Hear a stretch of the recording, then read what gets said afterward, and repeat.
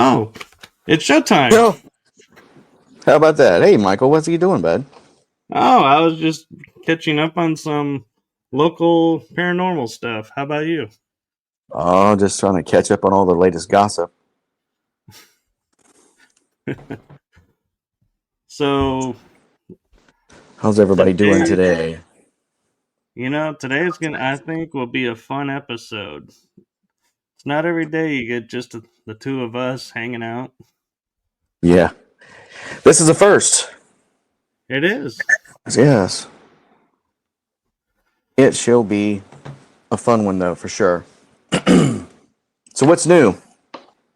Oh, just getting ready for a road trip next month where I'll be going to, I think, 7 or 8 states in a month just to check out some places with a friend of mine and then take a break. And then in July, I'll be in Florida for a conference. Oh, wow, okay. Oh, there's Kel herself right there. Hey, Cal. So, how about you? What do you have coming up? Oh, I have too much to list, really. Between my kids and the business, I am swamped always. Always trying to put out some kind of fire. But it keeps me young as I'm always busy, I guess you could say. Well, there you go. Yeah. It's always funny, nevertheless. Yeah. So, I actually have a. Oh, actually, you're right, Cal. We're having so much fun. I just realized, yeah, I'm a little bit behind the game on this one. There you go, everybody. Good catch, Cal. See, this is what happens when you're not on the show, Cal. Things just fall apart. As a comeback. Don't leave us alone. No, but so, you know, we were talking backstage a little bit before, and we were talking about something that I think is something a lot of people don't talk about or think about, and that is what type of food to have before an investigation. Oh, God. Something to keep you full for sure. Something that's going to last long on you. That way you don't have to stop and eat. All that and something that's going to agree with you so you're not adding to the vocals of the area. Yeah. You know, yeah. We have caught stomach growls in the past on the recorder, and we're like, what is that? It sounds like a growl. And I'm like, yeah, it was. It was my stomach growling. So, Yeah, yeah, and that's. well, and it's the one thing that everybody is like, oh man, my stomach's growling, but I'm too embarrassed to say that's my stomach. Sorry. Yeah. Well, people are going down a huge rabbit trail thinking that there's something wild there. That's funny. Yeah. Yeah, I actually tried something fun on a not really a paranormal thing, but kind of fits with a spooky theme. Um, Halloween not too long ago, I tried out and was hoping to do a new type of tradition to make like an ancient type recipe that was found somewhere deep in the past. And we ended up doing one from Dracula's castle, straight from the private chef in the castle's kitchen. And it was kind of like a pot roast, but it had parsnips and like a gravy or a garlic reduction on the top of it. It was amazing. Turned out we got pictures of it and everything. I gave the history behind the dish, and I even posted it in the original printed language of the time period, which I think is different even now out in Romania. But the recipe was to die for. It was awesome. But Wait, I you was said laughing. Dracula's castle, though, right? Yeah, Dracula's So castle. why would they have a garlic reduction? Yeah, I know, right? It was pretty ironic, but it was amazing. I can't get over how good it was. So, have you ever gone on an investigation and, as a part of it, be like, "Hey, we're gonna serve this dish before everybody gets started," or are you one of those that you grab a bite to eat out and or eat at home and then go and meet up? Well, I've never really thought about what to have, like per se, like beforehand, because I'm usually prepping for the investigation itself. Because there's loads and loads of equipment, and you got to make sure all the batteries are charged, and make sure you have extra this and cords for this, and everything's functioning properly. So whenever I do know that I have something like that coming up, I'll usually try to eat really good, just so I don't eat a whole lot of snacks. That's what I'm trying to avoid. Um, but like as far as like, oh, I think this will be good, or I think this will be good. If it's like a real quick situation, I know I'm just going there for a couple of different things. I'll usually just eat whatever. But um, as far as like planning a huge meal or anything beforehand, or getting like a huge gathering with all the other investigations beforehand, I've never really done that. It would be fun. Make an Yeah, event out of it. the only thing I've done is cooked sausage the morning of after everything, and that was a fun experience because the people I was with, you try your best to make the food flavorful and good for the morning for everybody. And and I've made sausage patties and sausage, ground up for ages, and it's always good. Hmm. But my two team leads at the time, we were at Old Park Hotel, and even the owner was like, "These are really good," and I was like, "Thanks." And they came down, and they're like, "Oh, there's this red juice coming out of it. You're trying to kill us. You need to cook these more." And I'm like, "What do you mean?" And they wanted them like a brick, and I'm like, "That is nasty to me." But I was Yeah, like, "All right, you want the brick? I'll make the brick." But it's like, yeah, it's just it's funny how some people react to foods, and I've had the incident of having Italian or Mexican before going on investigation, and sometimes it's all right, and sometimes it's like, um, give me a moment. I need to step outside, and I'll be I need to right go back. exercise The the demon real quick. nitty-gritty. Yeah, got to go exercise the demon real quick. Yep. But so here's an interesting way to look at it: is what has been in your personal experience something that happened to you that you're like, man, I wish I could take back that moment because that was totally embarrassing and could have been so avoided if I had paid better attention. I got one. I got one. I've got 100, but I got one that popped in mind immediately. Um, I was a young teenager, uh, probably, well, I was probably 16, and I was getting baptized at church in front of the whole congregation, and it was one of those baptisms that were behind the pulpit. So whenever it wasn't in use, there was a big, beautiful frame recessed into what you could tell was an empty void of a room, and there was steps on either side going down into the baptism pool. And the guys would go down one, get baptized, and go up the other way to signify you're leaving your old life and going into your new Christianity type of life. And the girls would do the opposite. They would come in from one side. So I was getting baptized with 2 or 3 other people, and I just got finished, or the girl ahead of me just got finished. She went down and came back up. I wasn't paying attention to how wet the stairs were from her walking up the stairs that I'm about to walk down.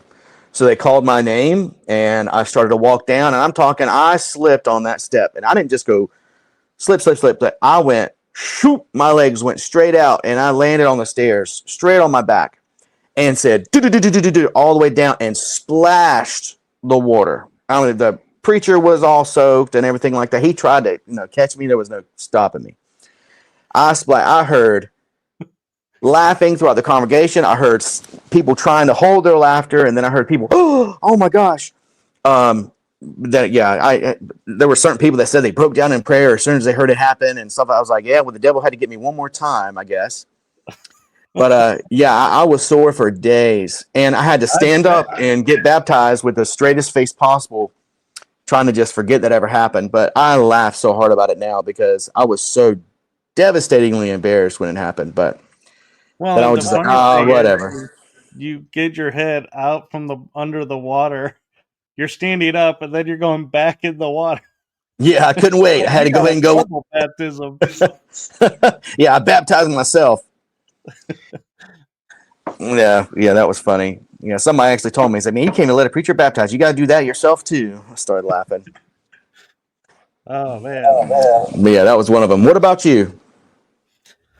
Oh, let's see.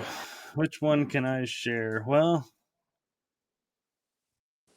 all right, I got one that came to mind, and it's not embarrassing like to me. It's kind of in a way embarrassing the situation. But I'm in this room by myself, and it's an abandoned high school, and we're in the office, and there's this broken glass everywhere.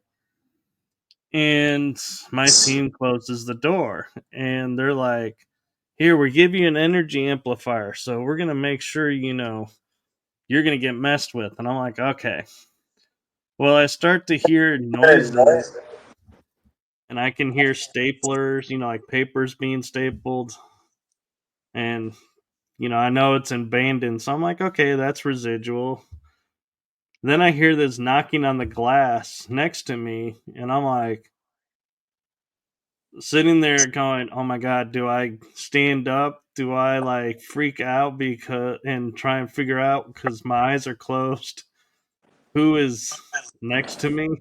Who's being the jerk that's tapping the glass trying to scare me?" And Yeah, I had this object in my lap, and so I'm like, if I get up, that's gonna go flying. And I'm like, this is gonna become this huge scene. What do I do? And I'm sitting there and it taps again. And I'm like, all right.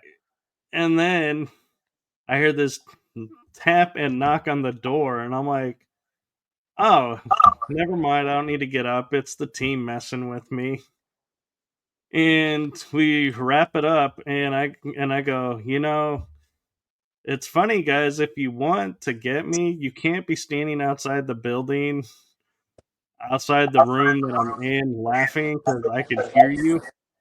And the only question I have for you is, how did you get next to me to tap knock on the glass without stepping on the glass?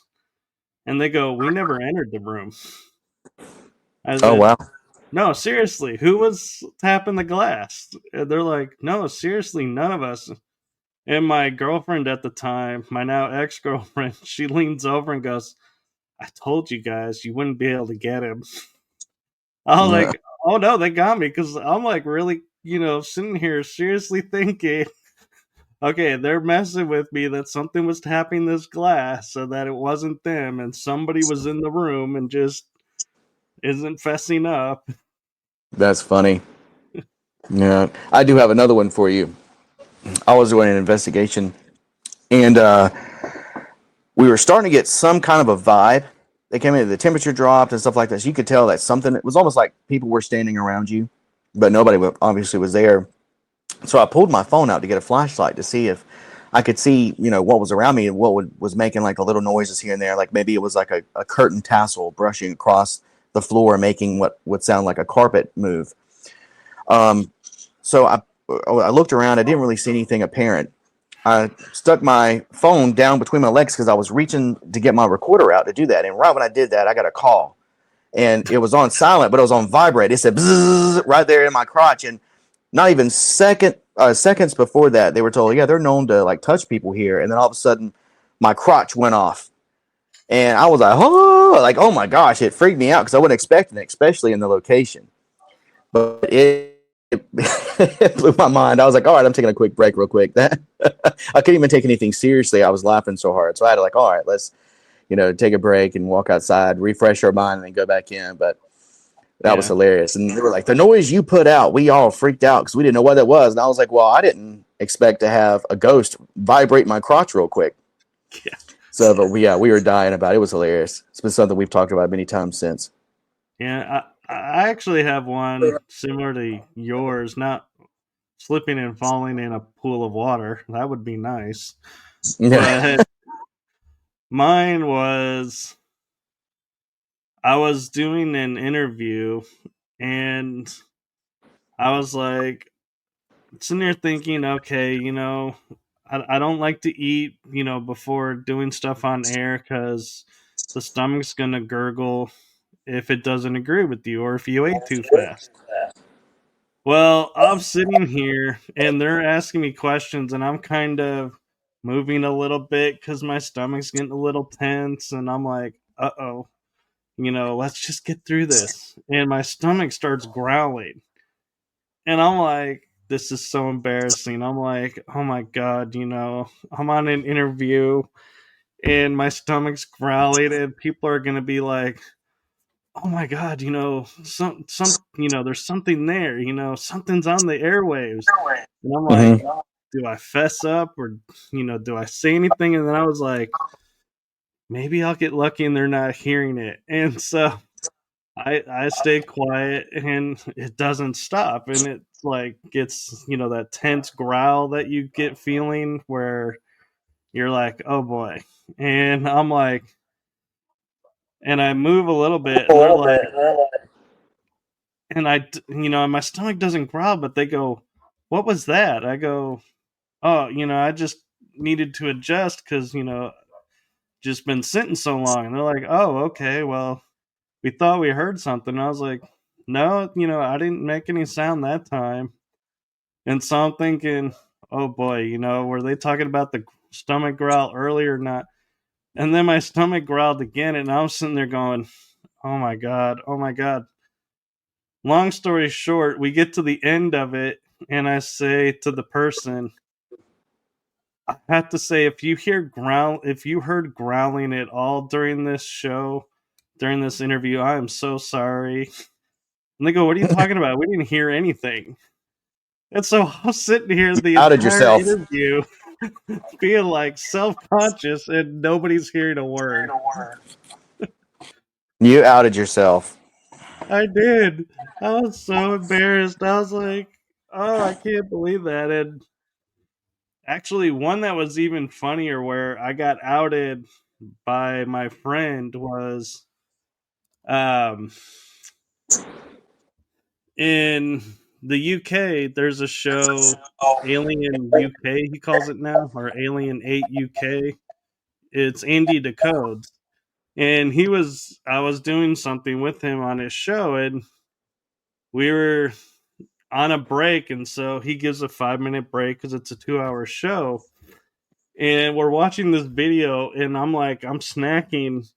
And just as the video ends, I put the snack in my mouth, and I'm like really subtly chewing and swallowing. And Andy goes, oh, look, everybody, we caught Michael snacking. And I'm like, oh my God.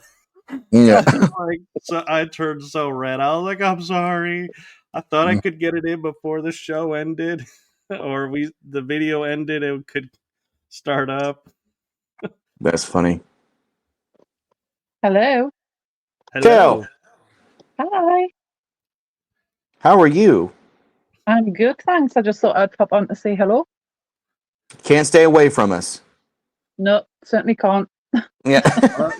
You saw what happened when she wasn't here. We had the wrong background. I Oh my know, I gosh. know. I'm like shouting at the telly, going, no. That's hilarious. I've got a question for you guys. Is it the one in the chat room? Yes, it is actually.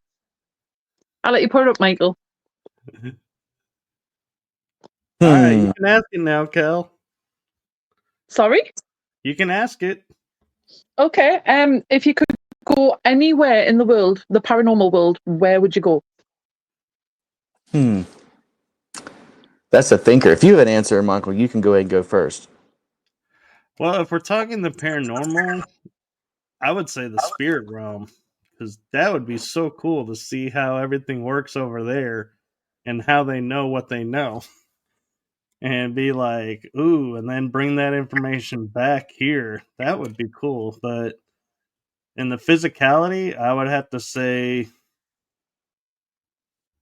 oh, I'm tempted to say one spot, but I know Kel will get on me for that one. So I will say Edinburgh or the catacombs of Paris are two top ones for me. Cool. That's a good one.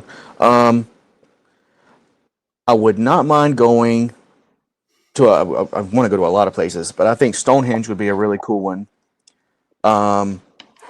The cathedral in Cologne, Germany, I think would be really cool to do an Wow. investigation there.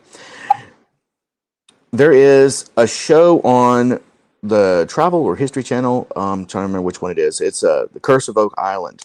There Oh, is yeah. a lot of That's stuff there, I'm history. sure. Yeah, History Channel. So they're doing all kinds of things, trying to do all the histories, but it's with Templars and pirates and all kinds of different stuff on that island. And we were just talking the other day because I love watching that show. How neat would it be to do a paranormal investigation on that island? Because who's to say you wouldn't get any helpful tips on where to dig? You know, a lot of historic places and stuff like that. Kel, I actually would really love to do the ancient Ram Inn. I think that know. would be a really good place. Yeah. I know. Kel and I have talked about that too. Yeah. Yeah, it was interesting, let's just say. Yeah, I've always been jealous about that one. I mean, it gets a little bit tedious when you do the same one every time. So Yeah, but yeah, I mean, there's plenty of other locations. Oh God, I wish there was places like the Tower of London, but they would never ever allow it in. That would be yeah, amazing. Definitely. yeah. I think I get mixed up with the places that I want to visit to the places I want to, investigate. Yeah. Because there's so many places I would like to go. I pretty much have a blast anywhere I go for an investigation. I find that I get a lot more interesting stuff when I do personal homes. Mhm. The stuff that you don't really expect happening. Especially here in the South, there's a lot of different types of history, especially on the East side. Because we got the pirates, we got revolutionary, we got civil. You got everything. We got huge plantations when it comes to like the whole slavery bit back in the day. Like that was always a really big, traumatizing time period to say the least. So there's a lot of emotional type stuff involved with that. And residuals are, really big on all that stuff. So I would love to just have the time to travel up and down the East Coast and just hit as many different places as I could. That would be an awesome, amazing road trip. Just the Well, East Coast, or would you travel across the whole entire of America? Absolutely. Oh, yeah. Absolutely. Yeah. And that would be my dream, just to travel everywhere in America, like every single state, and go to all the most hopeless places in every single Yeah. state. Let's jump on Route 66 Woo! and rent a camper, go across country, and stop at all the cheesy roadside attractions like the biggest ball of yarn and stuff like that. And then we can hit all the weird oddities and paranormal locations along the way. Eat all kinds of road snacks, like just we even put like 80s theme montage musics in the back. It would be a Yeah. blast. But we've got to stop at Extraterrestrial Highway on the way as well. Yeah, that'd be great. It'd be cool to do some Yeah, Roswell type stuff. Michael, you're not too far away from that area. I'm a lot closer than you are, but I'm nowhere near it at the same point, though. Yeah. I'm just Route saying you're half. 66 is 6 hours from me, to give Yeah, you an idea. So, yeah, it is fun though. I have traveled on Route 66 through Texas, New Mexico, into Arizona, and it's hard to do because they chopped it up, and so you get off it to get back on it, to get off it to get back on it, and so you can either stay on the highway and just keep connecting where it connects back in, or do little divots off, and it's just so weird to see these buildings that are left to their foundation and bones and being going, these were the highlighted spots in the Hmm. day, and now they have been so neglected. It's like, Wow. wow.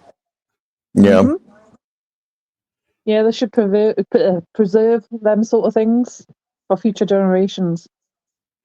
That's just not an American thing. We tend to, unless it's a national park, we tend to demolish to build new. Yeah, I that's what hate all that. Victorian era done. They demolished all the really great buildings and built concrete slabs, Yeah. unfortunately. Yeah, but a, a really crazy experience I had on a road trip.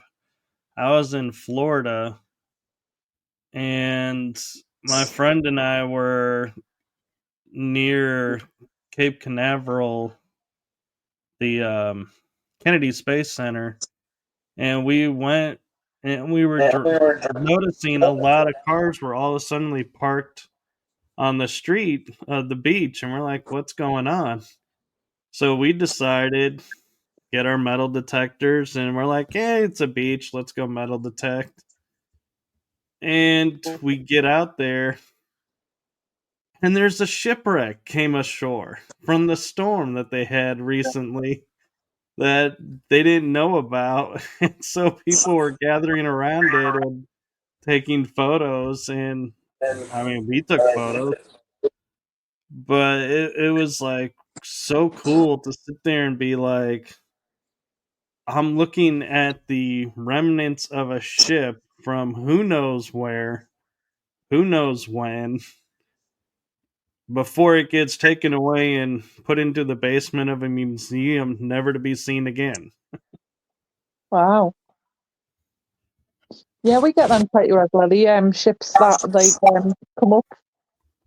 Well, not come up, but like obviously that the sand's been washed away from them during the storm.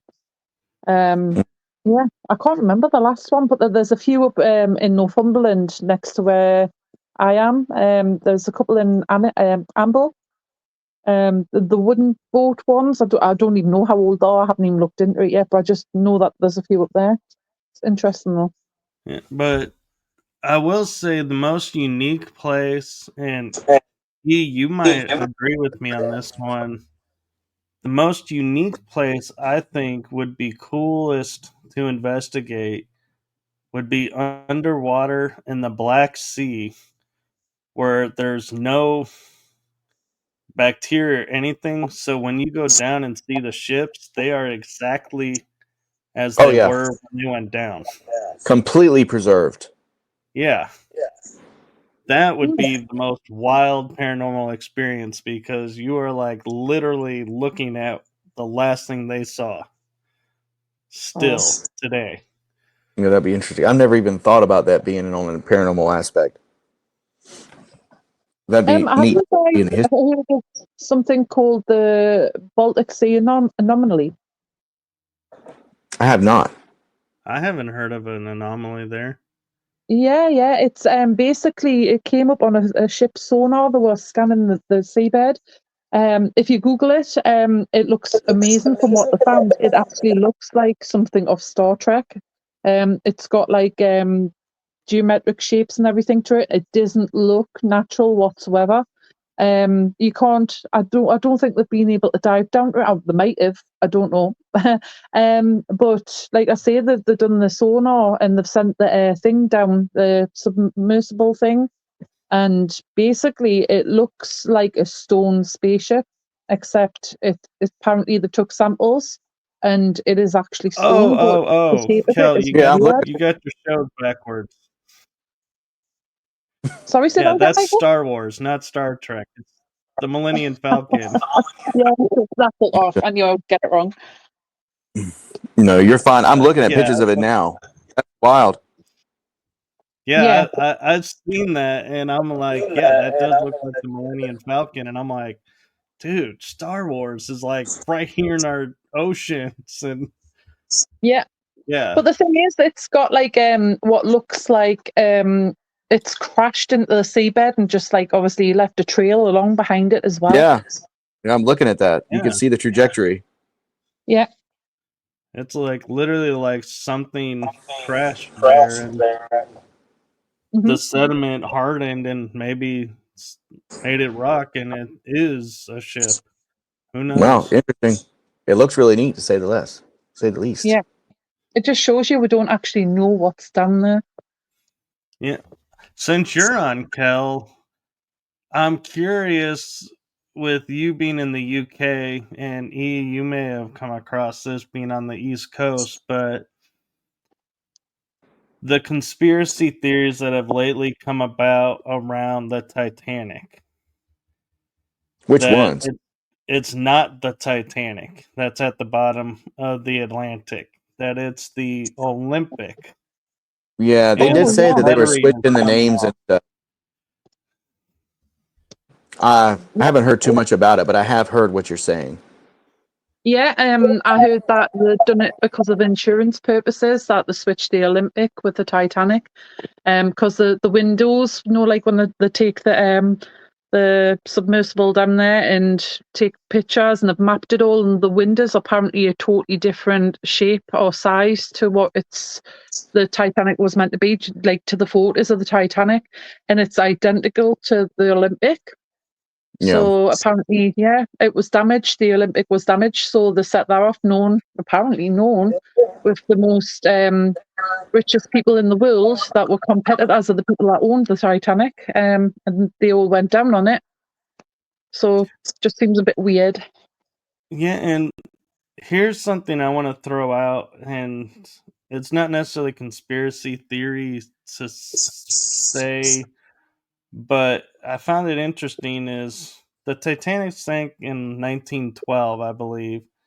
In 1923, there was a movie with Barbara Stanwyck called Titanic. I think it was done in 23. And in that movie, they started out by saying this movie is based on accounts from the investigation and the survivors. Well, the Titanic at the end goes down and never breaks. And so to me, what's interesting is the conspiracy theory side of me comes in and goes, if nobody saw it split, but yet we know now, looking at photos now of the ship at the bottom, that it did break apart. What would cause it to break apart underwater? Because if nobody witnessed it splitting above water, it would had to have split below the water. Hmm, interesting. So that Hmm. raises an interesting question: is if nobody saw it and it was not in any investigation reports, why is it split at the bottom? I That's do know weird. with different pressurizations, it could, like certain things that are pressurized on the inside of the vessel, probably could cause different explosions as it did descend. Um, but the way they explain it in the actual more recent movie is makes sense. With a lot of different vessels will break that way, especially when they have a breach in the bottom of the ship Right. on one side. So it would literally like a bobber pop up, and then the weight of the ship would collapse and break, and then one section would sink while it drug the other section down. And you need to swim away from that because the suction would be too great for anything not to be pulled down with it. Right. But But how would they not have seen that though? I I really don't know. It would be such a traumatic experience to have to go through that, like, and even remember half the stuff that would be going on except for your own survival. That's very interesting. Yeah, and it like surprised me because it shows like the ship listing down, like going like this, and then it just disappeared. And I'm Hmm. like, well, going like that, then it doesn't match what we have today. And everyone's like, well, they didn't know, they didn't have the photos like we have today. But my mind goes, if I'm sitting there in a lifeboat and seeing a ship sink, yes, I am traumatized that, I could die here in the ocean, but I'm going to remember seeing that ship. And if it split, I would know it split and say, yeah, it broke, because of this. I saw it break apart, not just go underwater. Huh. It's That's what I'm interesting. saying is, yeah, the memory would remember seeing a structure break. Uh, Well,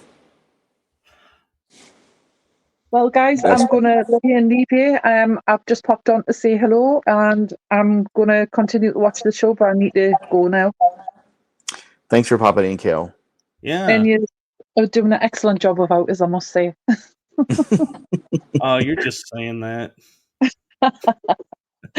Okie dokie, right. Take care, and I'll be in the comments. All right, All right. sounds good. Bye. Bye. Bye. Whew, But she's yeah, gone. and I know. Whew, wasn't sure how Love much you. longer I could hold my tongue back. No. No, but and the other thing that was interesting about the Titanic, the lore of it, is there was a couple that died on the ship that they showed in the movie where this old man and woman just laid on the bed and died. Well, Yeah, that was sad. that actually happened. And what's interesting is the modern times, one of the last mini sub that went down and imploded, Mm-hmm. the granddaughter of that couple's her husband and son were on the mini sub that imploded underwater.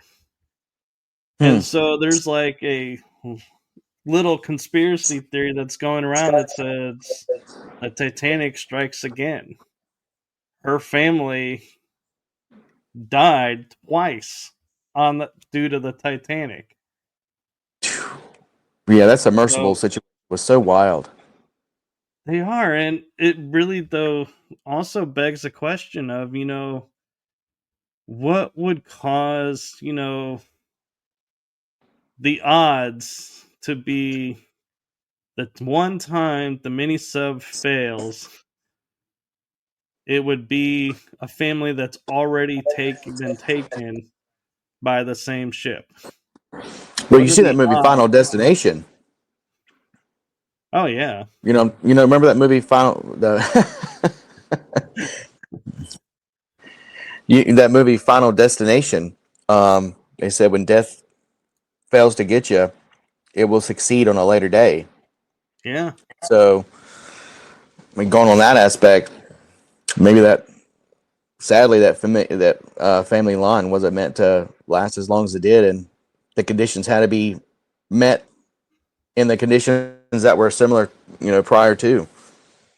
yeah. So But when the they went odd back down thing to that is, area, finally got them. yeah, but the odd thing is, the one that's the descendant, the woman, is still alive. Yeah, It didn't take that's her. it's Yeah, such a That's sad yeah, situation. yeah. That's the twist to it. Is I agree. That was the one thing I liked about the Final Destination movies was to see how they were trying to cheat death and Yeah, not die like towards the end. Be like, can we defy death? Can we? And what lengths do you go to? And yeah, it's like, you can't help but wonder, what, and part of me goes, what did that sub see that they weren't supposed to see? And that's why something happened to it. Because, I mean, the sub has gone down how many times? And this one time with that one family happens to be the time that it breaks and yeah. implodes. I was under Just the impression that it only went down once prior to um, the tragedy. I know that they had went down in the sub, but not at those depths, except for one other time. I mean, the whole ship was powered by an Xbox controller. So I right. mean, I know that really doesn't mean nothing because once it's programmed, it's in there. But people were, of course, making, well, of course it sank. It was powered by an Xbox controller. You know what I mean? But I mean, I was under the impression that it only went down to that depth one other time. Even if it was one other time, I mean, normally when things, are going to go catastrophic, it's the first time because it's Yeah, exposed first time to those depths. And, you could say, well, the person may have had better reflexes the first time and heard, maybe the crack starting and was able to pull out and, respond faster and get to safer grounds and brought it up and they fixed it. But then you would think they would reinforce it so that if that happened, it wouldn't crack again. But yeah. So it's one of those situations where you stay out of it, you're safe. I kind of teeter yeah, that line myself. I'm all about living life, and I'd like to do things that kind of risk, like skydive and stuff like that. But that's a little rough. Like I would send a machine down there and be in the on the monitor checking it all day. But would I want to go that deep down there? That would be freaky. no, I agree. And like skydiving does sound fun, but if you think about it, there is no getting up and like going, oh, well, didn't work that time. Maybe next time. There is Yeah. no next time.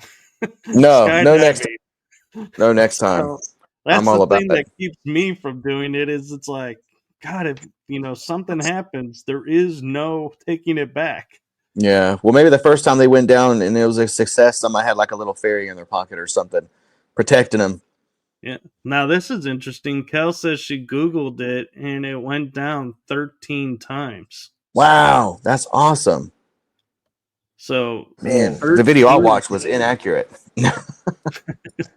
Well, and think about it, they all say, 13 is an unlucky number. Oh, yeah, I didn't even catch that. That's wild. Oh man. Yeah, people were saying that the megalodon and stuff like that had something to do with it because people don't normally go down that deep for anything. And it was upsetting people. And then the mermaids probably had something to do with it. People were superimposing um, a little mermaid going by the little porthole window that they had and stuff like that. I was like, oh my gosh. The internet just does all kinds of Oh crazy yeah. stuff. But with all the kraken and all the kind of stuff like the deep sea monsters of old, and they're saying that now that all the aliens and UFOs are coming out of the woodworks, all the other cryptids and stuff like that are starting to make their thing now known in the world. They're coming out a little bit more. So, do you believe in any type of cryptids that walk around outside, like Bigfoot and stuff like that? I do. And I don't necessarily know that I would necessarily call them cryptids. Some of them I may classify as like just an extraterrestrial race that we just every once in a while, catch a glimpse of, but that's why they're not always here and why they're able to be everywhere and at the same time nowhere Yeah, because There's just some that are too elusive, and there are some that just look like they're too much like legend and lore. Like, you Yeah. have Dogman that looks like a werewolf, that and others. And I'm not saying they don't exist, but part of me is like, are we just misidentifying and Yeah, we there's a lot of created that's yeah, that's the longest argument of all time when it comes to stuff like this, because even back like like thousands of years, there has been accounts of uh Avengers like Van Helsing or the Grimm, something like that goes around and hunts these cryptids, supernaturals, anything like that. Are you familiar with the show Grimm? I am. Okay, so I, for one, would think the world would be pretty interesting if it was like that. Some people believe that it actually is, and there's people out there that kind of keep them in check. And now that things are starting to come out of the woodwork, other things are starting to pop up. Like I mentioned on a previous show, that there's something going on in New Orleans that people are saying vampires are around and stuff like that. And somebody else said werewolves. Yeah, we think they were calling it like the True Blood effect. And like once vampires are out, then all kinds of things started popping out. Um, but I have never experienced anything, like that. I've had weird situations that were unexplainable, you know, to whatever happened at the time. Like there was a time where we were outside cleaning out a vehicle, and it was like 11:30, 12 o'clock at night, and something maybe 50 yards away from me in a little wood patch that we had um, screamed, and it sounded like a pterodactyl, tyrannosaur, something like that. And there's nothing in our neck of the woods that would sound like that. I mean, bobcats even sound like screaming women or crying babies or something like that. There's a couple birds out there that are big enough to sound like dinosaurs and stuff. This had the volume, the size, the like circumference of a trachea output. Like it was huge. The only thing I can think of was maybe it was somebody playing a prank with a giant, very high quality speaker. That's the only thing that it could have been. All of us outside like stood up immediately, like, "Oh my god!" And it lasted for like 9 seconds, like a roar. My son, he was like, "What was that?" And I was like, "I do not know. Let's step in the house real quick, and then we'll look. You guys go in." It was weird, but so occasions like that are unexplainable. But do you think that something like that would really be out there? Yeah, she said cryptid police. Yeah, that was a Grim. Yeah. They would go out, make sure, and at first they were killing everything. Then they were letting certain ones kind of king out, kind of like the king snake and the rattlesnake. People want to kill all the snakes, but then they forget you kill a king snake, then that's one other venomous snake you got to deal with later. So they started supposedly leaving certain supernaturals alone because they would help keep the other bad ones in check. There's a lot Yeah. of things going back and forth like that over the history. People talking back and forth about it. I don't know where you stood about all that stuff. Well, and what I find interesting is like Kel said, Andy Decode saw pterodactyl, I think it was, in the sky, and the UK, Mm-hmm. and in watching the show Alaska Triangle and talking with Mike, Rick Secker, and some other people about it, there are animals over there that we have not identified. It's like to us, they would be myths or legends. They wouldn't be real. And one example is the Thunderbird. I mean, it's a giant bird, but they're like, the natives are like, we have definitely seen that. And it's like, how could we not see that? And, because it's a giant bird in the sky. Everybody, with phones in the sky, how do you not capture that? But at the same time, when you look at where these are, they're in the most remote places that are basically just white because they're covered in snow or covered in trees. Yeah. So a lot of things could exist there. And so I was curious your thoughts, like you brought up the megalodon, in the movie The Meg. I think it's The Meg. the movie where they show there's a strata between Yeah, our ocean and the other ocean. yeah, the Mariana Trench Barrier or something like that. Yeah. So I'm wondering if that's real, and not only that, but could there be, and I have another one too I want to bring up, but first let's focus on the strata. Do you feel like there really is two different oceans and the dinosaurs are in one and we're in another, and there is a thin strata between? Well, I don't think it's so cut and dry, as in like they're over here, they're over there, because that could completely open up another realm of conversations. Because, like, when you're looking at the whole ice barrier wall thing, they're saying there's a whole civilization with other animals that we don't know about, or animals and other creatures that are extinct that were proven to be real over here, like dinosaurs and stuff like that, that still exist over there. Like on a land strata, so to say. But like under the ocean, I mean, not to sound like third grade science, but I mean, the ocean is so vast and we've only explored a small percentage of it. Like, we know more about space than we know about our own ocean. Right. So when it comes down to Mariana Trench, like, Mount Everest could be turned upside down and go into Mariana Trench and not touch the bottom. So, I mean, there's so much possibility for all kinds of different life that we don't know about. But the megalodon wasn't built, nor are any of our creatures, that were built to go that deep. I mean, if anything's down there, then it's probably something we haven't really come across yet. And I think any evidence that we may have of something that could have come from there is so deteriorated or messed up,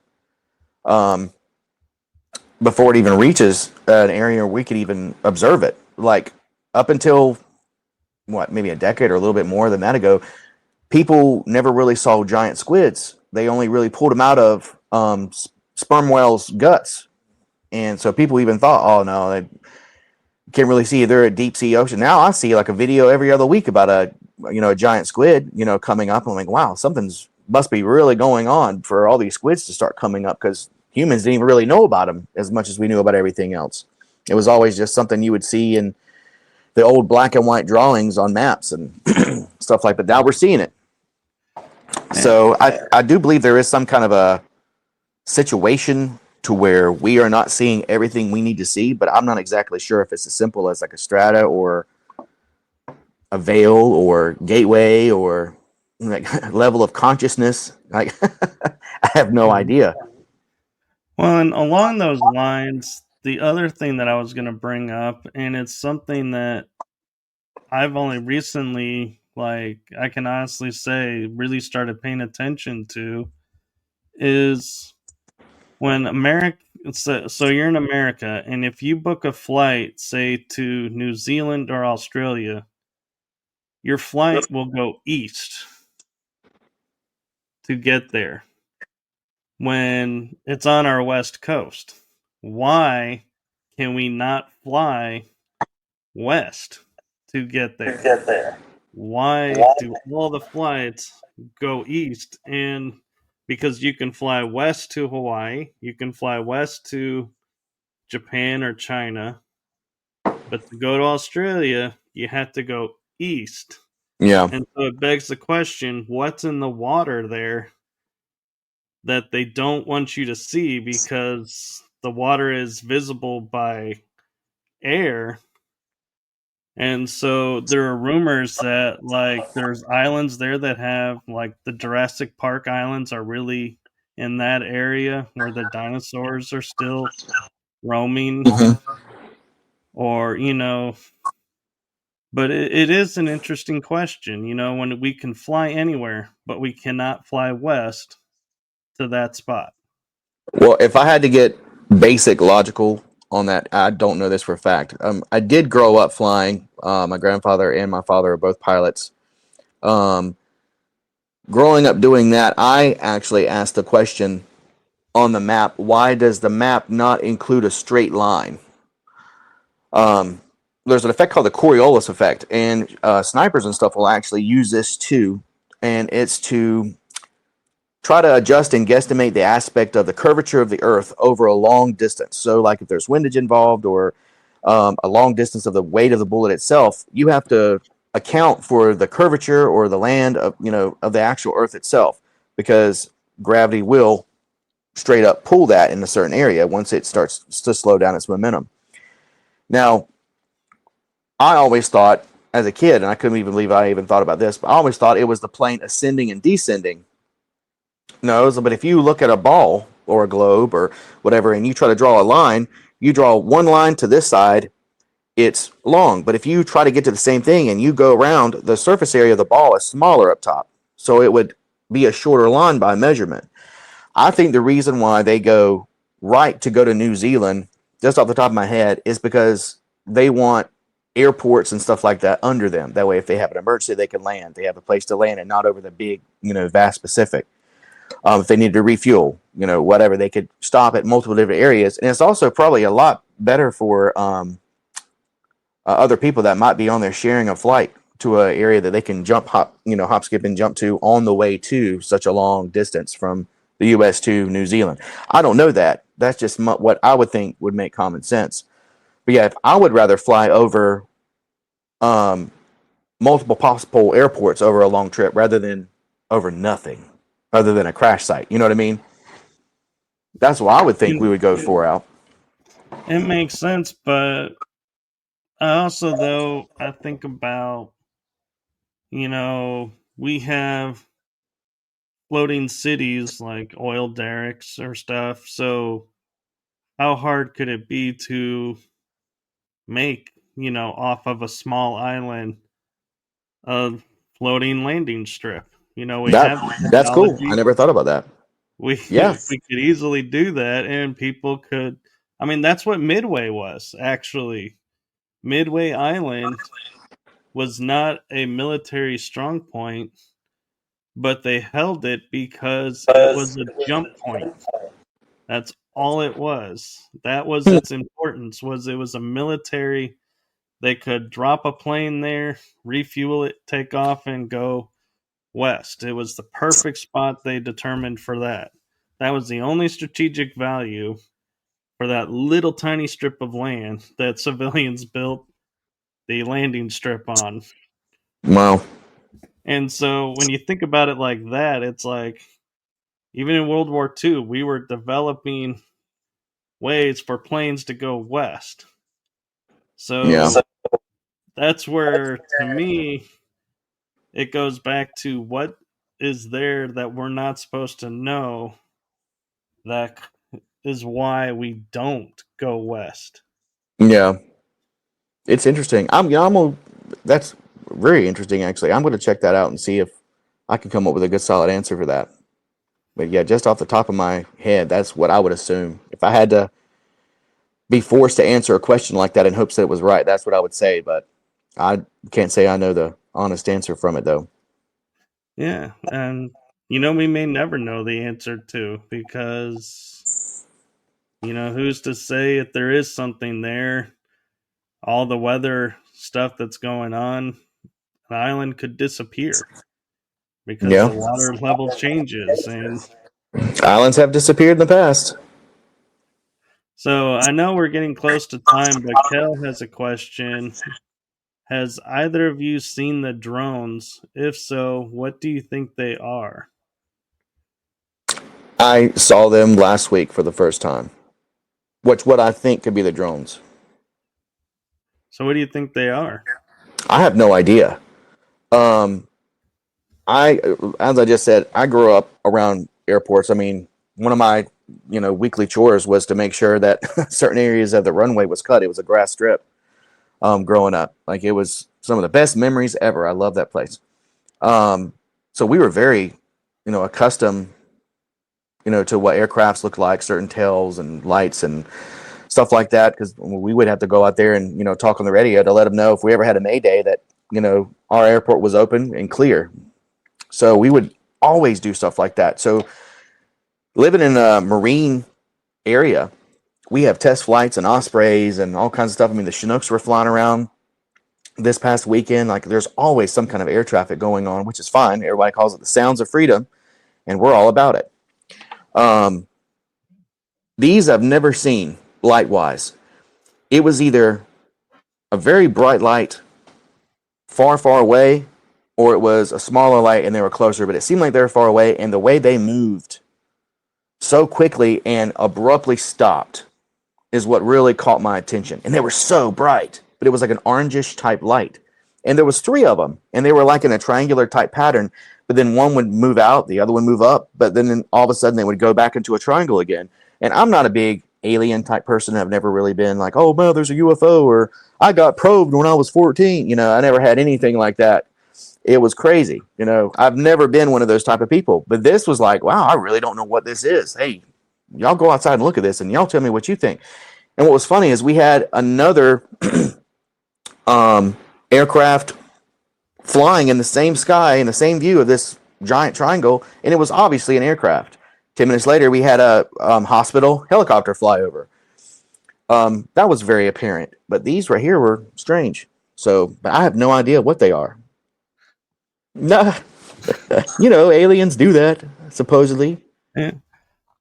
To me, what seems interesting is like you're saying, it moved really fast and then abruptly stopped. We don't have that potential in aircraft because if you're going high speeds and to stop suddenly, the medical field will tell you that would pretty much destroy your innards. Yeah, And they're not designed for that kind of force. And so I would not imagine our military putting pilots up and saying, okay, you're going to go, say, Mach 0.5 and then stop on a dime and go this way. They're not going to endanger their pilots. yeah. Unless there's a technology that we don't know about. Which, we do have unmanned vehicles, and so it could very well have been an unmanned vehicle. Mm-hmm. And, who's to say, if it is our military, the only thing I would find odd is why are they doing maneuvers with only 3 of them? Yeah, Military does everything in large numbers that they're doing maneuvers, not small. yeah, And so even if they're testing something out, there's like one object testing with like 3 or 4 objects watching to respond. So it's like, to me, it's odd that it's 3 and then it's triangular, goes off on its own, returns to triangular. And I've heard of UFOs that would break apart, go do their own things, and then reform and go. And so I yeah. can't help wondering if that's actually what we saw was 3 craft working as one craft, Hmm. just saying hello. Yeah. Yeah, I even try to take pictures, and they just look like stars. Like I couldn't even get a good clear anything with them. But I don't know. It was definitely strange. It was something I've never encountered before. I never thought I would ever even see them. I never even really looked. But Yeah. it They was say definitely that's something. when you really will see them is you'll something inside you will say look up instead Yeah. of hearing something and going, what is that? Yeah. Yeah. Well, we do enjoy looking up and seeing this, sky, especially in certain times like Friday. We have a lunar eclipse coming. So I've You already do. dusted off. Yes, we do. Well, we do. I don't know if you guys will see it. I assume you will. Um, I know certain phases and stuff like that will be already done by the time the moon comes up and stuff. But I've been told that we have a lunar eclipse on Friday evening, and I've already dusted out. We have a monster telescope, and it takes like 2 people to get it downstairs. But we might be able to see it this time because the humidity has been rather low because of the temperature has been rather low. Usually, when I bring it out in the summertime, when all the Perseid showers and stuff like that happen, the humidity is so bad because I live in the South in North Carolina, right beside a pond. The humidity is so bad, and we can't even see through it. It's always so fogged up. But I think we're going to give it a try Right. Friday and see if we can get some good stuff. Well, actually, I had a friend posted a map of the trajectory of the total lunar eclipse, and it starts tonight and is tomorrow night. It's 2 nights long, actually. Really? I did not know And that. it covers the entire U.S., and the central U.S. is supposed to be total, Sweet. and the eastern side and western coast, I think for a couple states in, is like the possible partial lunar. They're like, yeah, Okay. you'll see partial. Here's the major, but yeah, and they said it was on March 13th and through 14th, so I don't know what that means. It's Awesome. Maybe actually just a tonight slow one. Then. or Yeah. I don't know. We'll see it. I know my kids always look forward to it. I usually let them stay up late and we get hot chocolate and blankets and we sit outside and see all the meteors and shooting stars and lunar eclipse. My mom did that with us when we were kids and we still remembered it to this day. So good memories. Got to yeah. pass that kind of stuff along. Yeah, and what was funny is I think I even read on the lunar eclipse it said don't look directly at the sun, and I was like, this is lunar. It's the moon, not the sun. Yeah. What are you talking about? Can't look directly at. I'm like, you're not gonna wear glasses to look at a lunar. Yeah. That's funny. Well, Michael, I think we're about at our time. We are, and so thank you to Kel for popping in and chatting a little bit, and thank you to everyone in the chat room. Basically, Kel and Yeah. I think Oric did stop in to say hello, and so did Stone Hobbit. So Yeah. thank I you think guys Kel took for. all the audience with her.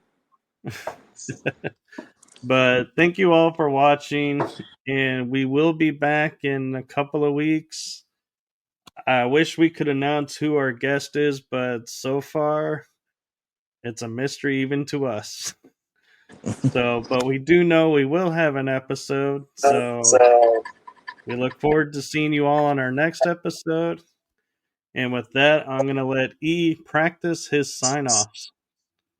Well, make sure you check us out on all of our social platforms. We really appreciate you coming in, being on the lookout for any announcements we have for upcoming shows and guests. I'm sure that things will get better and better as the season progresses. We hope you guys come along for the ride.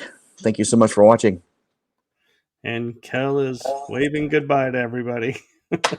So, goodbye. Y'all have a good week. Yeah, that's what I'm looking for. Have a good week. And here we go.